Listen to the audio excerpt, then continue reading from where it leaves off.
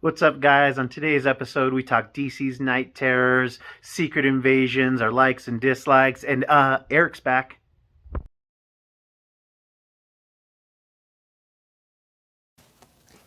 Hello, ladies and gentlemen, and welcome to the REC podcast, brought to you by REC Comics and Collectibles. I'm your host, Roman Chavez, and with me, as always, Ooh, Erik Icarus. The You get lovable. an icky episode. The stickiest of the icky. Eric, you can find us on Instagram at REC Podcast. You can follow myself at Roman REC Podcast. You can follow the shop at REC Comics. You can come visit us at 7679 North Union Boulevard in Colorado Springs, Colorado. And you can find Eric on the social medias doing what he does best. All right? Just doing what he does Lord. best. By the time you guys see this, last week's episode isn't up yet. You guys are going to be getting some double episodes real quick. We've had some technical difficulties, but we still want to get these in the can for you. Sure. Going to get them all out. I did get some questions at the anniversary about when our new episode's coming out. Oh, okay. Are during public. I would be okay scrapping the last one. Oh, my gosh. I would be. It was just like, because there was a lot of talk about the anniversary showing up here on that certain... We talked a lot about the day. Yeah, that's true. It was a problem. That's the only thing that was wrong with it. Yeah. I think we need to have a comprehensive San Diego episode when we can have Jordan here. Oh, I like that Then idea. we can talk more to you about your San Diego experience. Okay. So I think we do that. So maybe this will be our first episode back. And just figuring it out on the fly. That's how we do things hey, here. that's what I like about the show sometimes. Yeah, man. You know, we weren't even ready for the anniversary till the morning of, guys. That's That's how how we do. That's how we do All right? here. And it went great, swimmingly. But something that we really wanted to talk about, you know, as this actor strike has gone on with the writers, we are getting less and less news about film and true. shows and all Yeah. that because there's, Hollywood's basically shut down. Yes. And just as it's been there for me in the past, comic books have been providing me with some entertainment. And it's very rare that I have something DC to talk about. But DC Comics Night Terrors. It is a 2-month event that started it in July and will be ending at the end of August. And man, it's been a while since I've read something from DC that I'm actually like having some fun with. Right. It's a story basically about this character Insomnia who is attacking the dreams of our heroes and villains. Yes. He's looking for something. I won't say what, but he's looking for something that can only be found in dreams. The Time Stone. Right? No, sorry. Wrong. Yeah, wrong universe. Wrong universe. And kind of the major premise of it is that he can only invade your nightmares, so he's getting people to sleep, he's searching their nightmares, but he's looking in the Joker, in Black Adam, in Shazam, in Batman, all these different characters. So yes, for your wallet, it's a little bit pricey, but I haven't read an issue yet that I haven't enjoyed of all of the side tie-ins to go with the main continuity story, right? Yes, and it's all good. Oh, no, I was going to say, so basically it starts out with this entity. Is he an entity at this point? Yes, but I Insomniac, is his believe in Insomnia. Insomnia, okay. Yeah, which is kind of weird because that means you can't sleep. Yeah. So, anyway. Well, maybe because he doesn't sleep. Maybe. Not all has been revealed, and nor do I want to spoil too much anything but for you. In the grand premise, he's able to go into all of these characters' dreams, correct? And he's searching for something, and he's basically making them relive their biggest fear in their dreams. Not even so much their biggest fear, but what their biggest nightmare is. So Okay. I guess that those could be one and the same. Sure. They could not. Like I think there's a difference there. That's interesting. But what their biggest nightmares are. The Joker one is particularly fun and interesting, and the Batman one has some very deep. It's one of the best 2-issue Batman things that I've read in quite some time. Yeah. And it's just fun to, DC, this is their thing. DC does the dark side. They do the darker comics. They put things in your face and they make the heroes face their fears, but then they still allow their fears to control them throughout. I guess you can't have them just straight up conquer their fears left and right. Of course not. I think that would be dismissive. Yeah. I think that's what I really enjoy about a lot of the DC characters and the darker aspect of DC Comics. Yeah. Is that these heroes are very damaged. Yeah. I would say more so than a lot of the Marvel characters. Yeah. Batman having to, he's got that fear of failure that runs through him, and he, in what, 70, 80 years longer, he has not been able to conquer that. Yeah. And I think that's such a big part of his character, and it says a lot about the people who read it.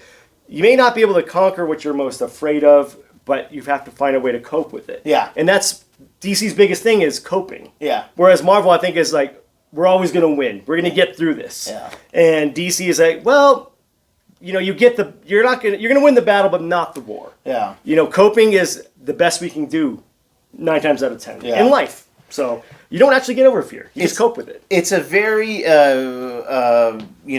heady, very thought out way to explore some of the characters that, to your point, have been around for 80 years. Right. How do we keep having Bruce deal with the night his parents died? Right. Like, we know it's just as bad as Uncle Ben dying, and for many of us, we're kind of over the trope.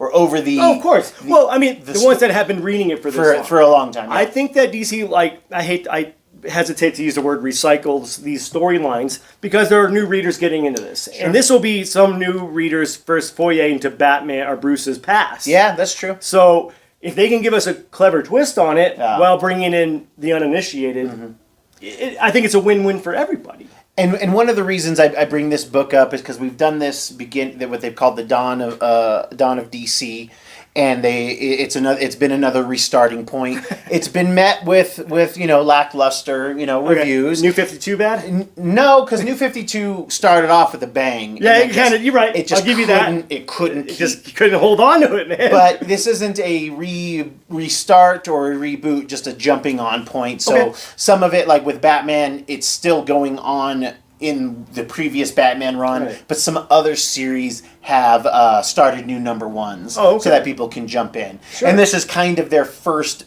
big event. This is their big mega overarching yearly thing. And you know what? And it's just kind of a little, just a little taste. I like the idea of just this 2-month thing that doesn't have to go 6 months. I love it. It is kind of heavy on the side stories and the tie-ins, which normally I'd be upset about, but they're actually all been pretty good. And the ones that have been really good make up for the misses. Well, that's what I'm saying. It's like, we don't mind as comic book readers, we don't mind giving you our money if the product is there. Correct. It's when you're giving us lackluster stories that we have a problem with the tie-ins. Yes. And what I think is brilliant is I think the tie-ins don't necessarily give us new information for the overall story, right? No, so they're just cool little side quests. They're great looks into the minds of the heroes and villains, and how they are dealing with trauma. Their versions of trauma, and whether or not the trauma for the Joker is the possible death of his wife and kid. We don't know if that's real.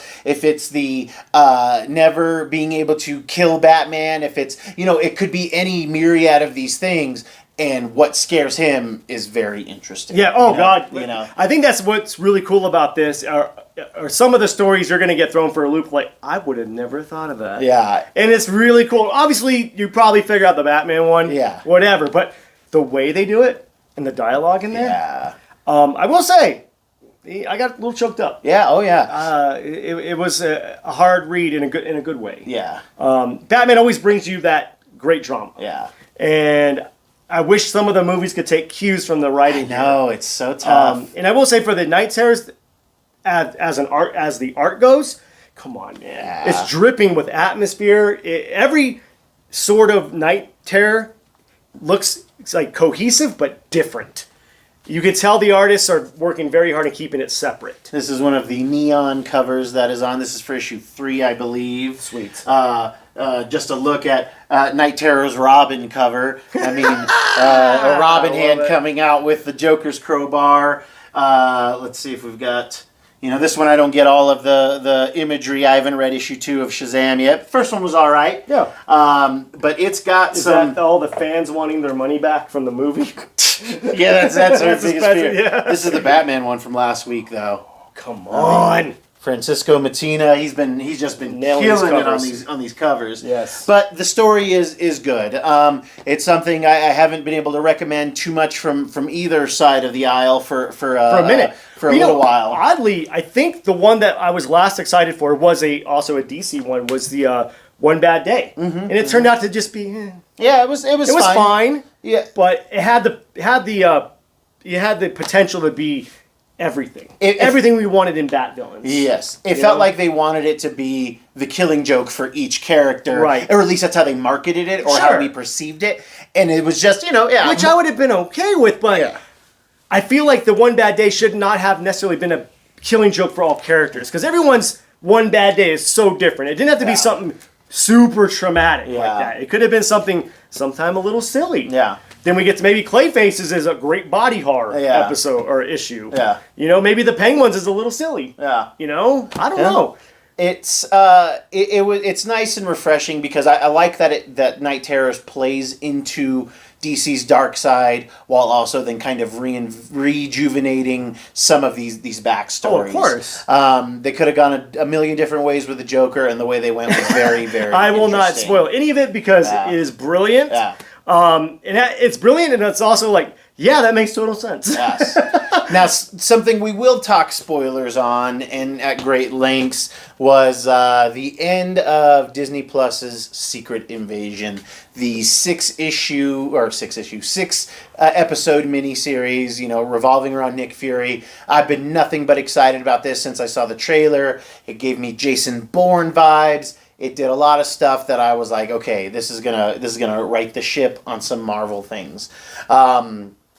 We finished the episode, and again, we're going to talk spoilers about this. We finished the series, and I guess I'll start because you guys know I'm in the bag for this. I am the Marvel fanboy of the trio on this show, and I really, really liked it until the last episode.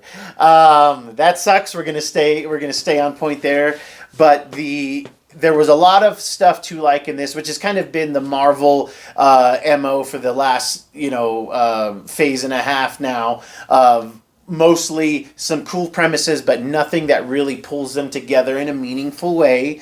And the stakes don't feel heavy, and it's hard to feel as heavy as half the universe being gone, but you've got to pull me back down. You've got to ground us a little bit, because if you can't ground us again, it's not going to matter that Galactus is there. Right. Because we've already seen giant head guys in space. Right. So, but I really enjoyed a lot of Nick Fury's backstory in the series.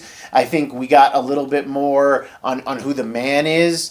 I didn't care for him being very skittish throughout the episode. But he does have an overwhelming amount of stuff. He had all the plates that he had spinning, he disappears, and those plates are left to spin themselves or break. Right. So I get his kind of reaction to what's going on. I absolutely love that he finds out, spoilers, that there are over 1 million Skrull active on Earth. Right. Very interesting. Putting the new Skrullos in Chernobyl, where the radiation doesn't affect them. That's great comic book stuff. Yes, it is. I absolutely love it. That. And this idea of creating Super Skrulls. We're big fans of the Super Skrulls here on Clerk's the REC. my boy. Clerk, the man, very interesting imagery in the comic books. He is the first Skrull that is imbibed with powers of another race. And it's even really hard to replicate, so it's only him for the longest time, but he has all the powers of the Fantastic Four. And every time they show him depicted, you kind of see him one limb kind of depicting each thing. Right. But in the comic, we do, he is all fire or all this way. He can do both at once, which, man, now that I think about it, remember in Fantastic Four 2, Rise of the Silver Surfer, they kind of did a super they kind of did. Skrull-esque thing, but Yeah. with Johnny, and it was stupid. It was so Very stupid, yeah. We see in an episode that Gravik, who is the antagonist of this, he has stolen samples of Groot and the Steve Extremis. Rogers, yeah. No, they don't have that yet. Oops. They get that at the end, which is I'm getting really ahead of weird. myself, Yeah, yeah. you're getting a little ahead of yourself. So we see a Skrull with different abilities, which is really neat. I was really hoping that this was going to be the basis for then a later Fantastic Four Super Skrull thing. Let's not get to that just yet. How did you feel about Nick Fury? How did you feel about Talos and the Skrulls that you got to interact with in the show? I'm not going to say that the actors and actresses involved did a bad job. I believe everyone in this I'm going out positive right here. Everyone did what they could with what they had. What they had was an amazing opportunity, so much potential, and that's why it hurts a lot more. Yeah. If this would have just been some grab bag nonsense of a show, and it sucked, I could have been like, okay. But you're talking about Secret Invasion, which is a huge story within the Marvel 616, the comic book universe. It had so many lasting effects on the MCU. And it made you go back and say, oh, that's what was so brilliant about the comic book. Or the series or whatever. Was like, it made you appreciate how much detail they put in there. Who wrote that again? I'm not feeling very well. That was Bendis. Bendis, of course. Doing what you do. Yeah. And I think this, the Secret Invasion has its seeds planted in the Illuminati storyline, if I'm correct, right? Yeah. Is that where it gets its origin, basically? Or your first, like, oh. Yeah, it's, we're getting stuff beforehand, but like this is the first time we're like, oh. We see where the Skrulls got the idea and all of that stuff. Gotcha. So, and then the end of the Illuminati miniseries is like a huge like kickoff to the rest of the event. Gotcha. So I think that's why it hurts the most, or hurts so bad, is because I'm not even mad. I'm just disappointed. Yeah. Which, when your parents say that to you, it's way worse. I think what I don't care for is I understand people want to get to know Nick Fury more. I don't hate the aspect or the prospect of that, but the way it was handled wasn't done very well. I like the fact that we don't know who Nick Fury is 100%. Yeah. I like him having that, the secrecy, his past shrouded in secrecy. Maybe we didn't need to know who he was, because it's not the past that makes the man, it's what you do in the present. That's why I love Nick Fury. He sometimes has to, do things that aren't, he's got to get his hands dirty. Yeah. And here, he's not getting his hands dirty, or he is, and he's very wishy-washy. And I'm just going to go out and say, because there are spoils here, him having a love interest, I did not care for. A lot of people don't. It just trivialized the whole thing for me. It's almost like he's got a very personal thing with this, aside from like, I'm a hero, I'm doing this because I'm heroic, as opposed to like, oh, well, my wife's a Skrull, so I guess I gotta help, It was giving those vibes off to me. Sort of like, when you marry into a Jewish family, you gotta convert. You just gotta do it. Yeah. And it's not knocking Judaism, just saying it's like, okay, well, I'm down for their cause now. Yeah.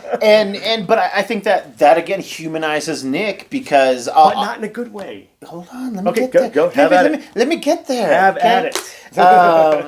Because I didn't see it coming that they were going to make make him have a love interest, which I was rocky at first. But then the fact that she is a Skrull, it then makes sense. Like, oh, this is also for love. And when it's also for love, I can get on board.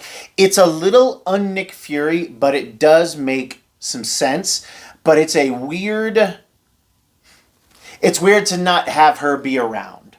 Right. And like, even just like weird, we see her or something like that. Because I did like, one of the things that makes the most sense from this series is the reason Nick Fury gained so much power is because he gets the Skrulls to spy for him, which is fantastic. That's what I like. That's what I wanted more of. Makes a lot of sense. Yeah, it would have been nice to... That's where the espionage comes in, and like, oh. Captain Marvel 2 being in the past and him setting that stuff That's up. what would have made it like, okay. Yeah. I think there would have been a lot more Captain Marvel forgiveness because they felt like they were planting the seeds. They really did. Planting seeds there. Like, oh, this is gonna pay off in Secret Invasion, and it didn't. Yeah. I mean, you get a kind of off-screen kind of telling about it. Yeah. We don't actually see a lot of these Skrulls doing the spy work for him. Yeah. And that's kind of what we wanted. This could have been a very low-budget, big payoff TV show with high stakes, with very minimal CG. Yeah. Oh, yeah. If you would have done it right. And, and they talk about in the show that they've been collecting samples from the heroes the whole time. And it would have been nice to see that early on once or twice. Absolutely. And then this would have been a great callback, because Gravik is trying to make like the because he's like, there's too many super people on this planet. They'll resist us, so we need to make super Skrulls. It's sort of like why Nick Fury created the Avengers. Yes, yeah. Because of him. Yeah. You know, that's what I could see that it would give Gravik sort of like, oh, I can agree with that. Yeah. He would give us the Thanos dichotomy. Like, Yeah. I don't like how he's doing it, but I kind of agree with it. Instead of him just being generic bad guy. Yeah, You and know? where the hell are the Skrulls during the Endgame? Right. You know, like Right. that's a big. I mean, I guess half of them are gone too. But Right. Well, we get the realization that a Rhodey War Machine was a Skrull. Yeah. But for how long? Yeah. There's questions that are asked but not answered. Yeah. And they got a long time to answer these questions. Yeah. I don't know if it's supposed to be a payoff for later, but they did not execute that well. Yeah, no. I will say the other Because thing, everybody knew he was a Skrull. Like, Right. because he wasn't even acting like Rhodey. Th- He wasn't you. even acting like Rhodey. The Nick thing would have paid off much bigger if he was like trying to play both sides. Sure. But immediately he fires Nick. Right Yeah, off the no, bat, right, he right, fires him. I was like, oh, this is not Rhodes. When he's like, oh, I asked for this job. What is going on you know, here? right? Yeah, it was. There's a lot of this that is handled poorly. Big time. And arguably the thing that's mismanaged the most is the kind of full introduction of Super Skrulls. And it's like, you don't need any more after this. It's true. You don't. You kind of killed it. Yeah, You don't need it. They talk about the I forgot the name of the combination. Everybody's, Whatever it's called. Yeah, Extremis Plus. yeah, but it has all of the Avengers blood in there, including Clint Barton. So Yeah. so you know, You're look gonna out. play darts. Yeah, look Like- out. Yeah. He's got the best party tricks in the thing. Hey, you know, gotta But entertain. We Yeah. see two, not just one, but two Skrulls infused with all of the Avengers' powers, and it's just like And you get it looks hand bad. puppets. You get hand puppets of the Yeah. Avengers. That's all it is. it's almost like they didn't realize, like in the comics they just did that to show for covers. eye candy, yes. But inside, I guarantee that's what it was. Yeah, it was just Whoever was rendering it or writing it was like, oh, that's it. Just Yeah. do that. Give them the arms of Groot and, Yeah. and So whoever. stupid. And it looked bad. It looked bad. And I will say, let's build this up. One of the biggest things I was most disappointed in was killing off Maria Hill and Talos. The way I'm okay with them going. Totally fine with They it. both get shot. It was so absolutely just despicable how they killed off these beloved characters. Yeah, Especially Maria. Maria's Been there she's from the an beginning. OG. OG Avenger. OG Shield or whatever you want to call her. Just kind of like shoot away. That's kind of how I felt they did her character. Was like, Yeah. okay, well, there was no like, that should have been a breaking moment for Nick. That should have been like the catalyst for him, like, got to take a side. Yeah, Instead of like, well, that's it. It's what we do. yeah. When Kobe Smulders signed up for that role in comics, it was like, oh man, this is great because Yeah. Maria Hill at some point is an agent of Shield. That's right. The director of She is, Shield. yes. And she has an amazing moment in Secret She does. Invasion She really that does. we don't get. Not we even just, close. Yeah, we can't get it now. And I was so excited to have a moment like that with her in the show. I was like, we're going to get... And if that's how she went out, I would have been fine Yeah. with it. But You know what they did? sad. They did what I was worried Flashpoint was going to do, or Flash was going to do to Flashpoint. They actually did it with Secret Invasion. They played too many of the Secret Invasion notes, so that they can't do it later with They the can't. same effect because Right. it feels like it's somewhat tied up to an extent. It's too derivative, too. Like, oh, we already saw that. Yeah, Like, like crappily. yeah. Now maybe in 5 years somebody dies and it's revealed they're a Skrull, and it's like, oh crap, the Skrulls went underground and they started. That's interesting. That's a way to To save hide? it. To- That's okay, a way that's to a save way. it. I could but be into that. you got to play the long game, which I don't think Marvel at the MCU has the long game at this point. Yeah, They've they- lost a lot of attention at this point because, Yeah. hit after or miss after miss after miss, you're going to keep eyes off your product. Yeah. And I think Secret Invasion was kind of a lot of people's last, like, well, I'm gonna have to just wait for the next movie. I'm Yeah. kind of done with these D plus shows. I mean, Loki's always gonna have its thing. Yeah. Loki's always gonna be their, one of their greatest, characters. But it's People marred. will watch it. But now it's marred by Jonathan Majors. I think people are getting over that.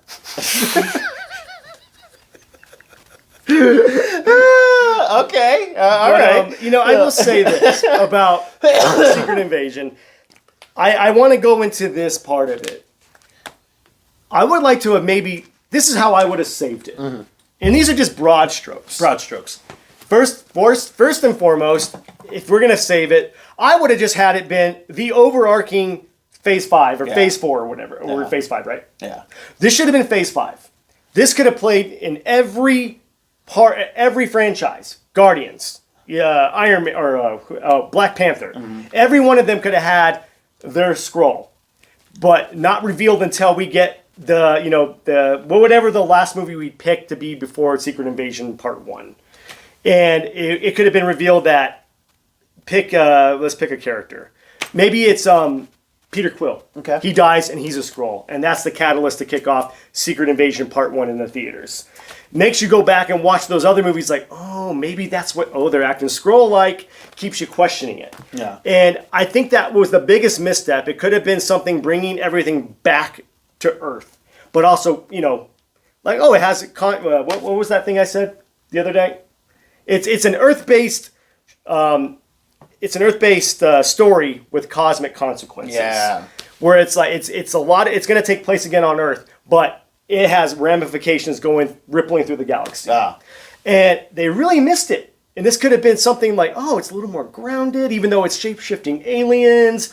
But it brings it back to like that first Avengers feel, where maybe they have to restart Shield. Or, maybe we get Sword finally, like, we have to do this because of the aliens, And it would have made Captain Marvel again feel not as trivial. Yeah. Like, that's why they introduced Skrulls in the past. Yeah. They were impersonating all of these heroes for how long? Who knows? So if you don't know, in the Secret Invasion or at the end of the Illuminati, you find out Elektra Nachos is a Skrull. Yeah. And that's the first time they've like, Electric Nachos. Electric Nachos, head of the hand, was a Skrull the whole time. And when you read that for the first time, I know I spoiled it, but come on. Yeah. It's a 20-year-old book at this point.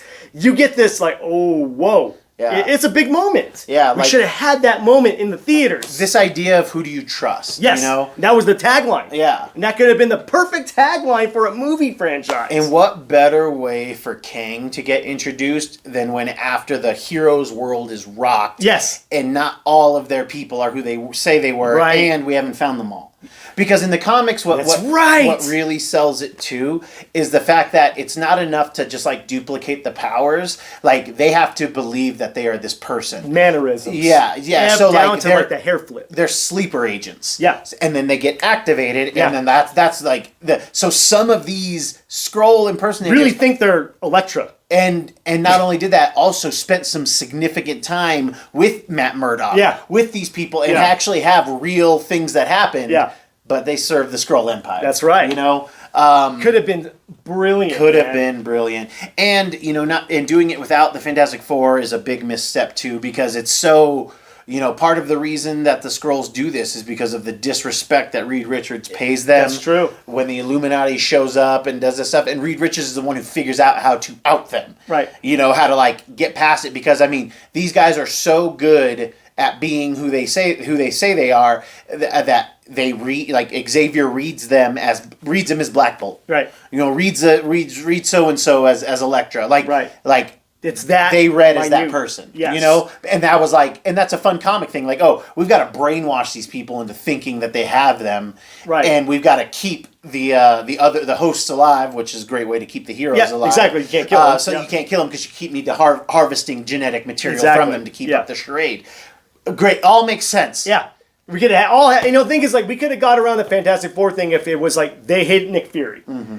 Because in the show, there's a divide. There's there's good Skrulls and there's bad Skrulls, which we could have kept that part, but there's the Skrulls that side with Nick. Yeah. And there's the bad Skrulls who want to take over. Yeah. That would have been a cool, another split in the show. Yeah.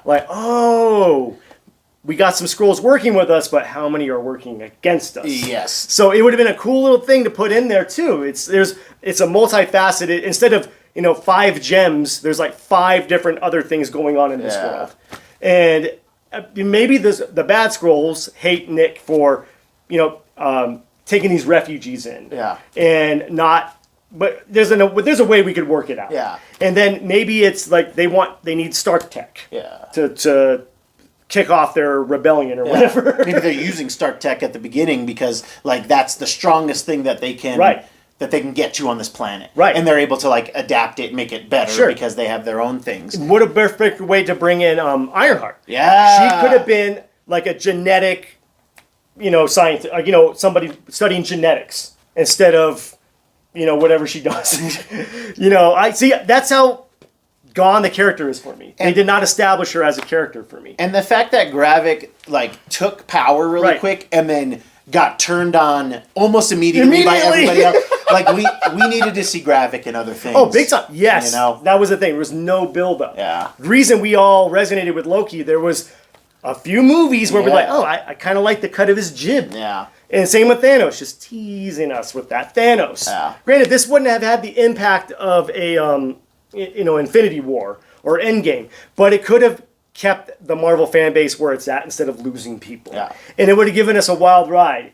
And maybe it didn't do as good as, Marvel Phase 3 or whatever, but it would have been something we all look back on and like, wow, that was brilliant. Yeah. That was super well thought out. See, that is the Marvel we miss. The MCU we miss is the thought out seeds that Kevin Feige throws out there. Yeah. And lets us connect the dots when we have a moment to visualize something. Say, oh, all the light bulbs go off. Yeah. And that's what I'm missing from this. And it could have been something that we all were so proud of, and like, that is our MCU. Yeah. And it kind of just died a sad death on this D Plus show. What a crappy way for Nick Fury to go out. Yeah. What a crappy way for Talos and Maria Hill to go out. Maybe even Rhodey is going out that way too. Dude, the Rhodey thing. This is the first time you're getting me more into your camp than I am. The thing is, I don't go into these shows hating it, dude. Yeah. I love the MCU. I love the lore of comic books in general. And being a super fan, that's why it hurts, and that's why it's harder for me to find something I like about it. Yeah. Is because I've been given so much good for so long, and to just keep getting it pulled away from me, it hurts. If I were going to fix the TV show, one of the best ways to fix it was, instead of spoilers, ending with the president going, because at the very end of it, you get the president going, we don't know how many Skrulls there are, and then you just get this all-out panic of people killing Skrulls or not Skrulls because they think they're Skrulls. Yeah. That's how they should have opened the episode. Yeah. Was with the president revealing that Skrulls are real. Yeah. We don't know who's who. Then you get the panic in the streets.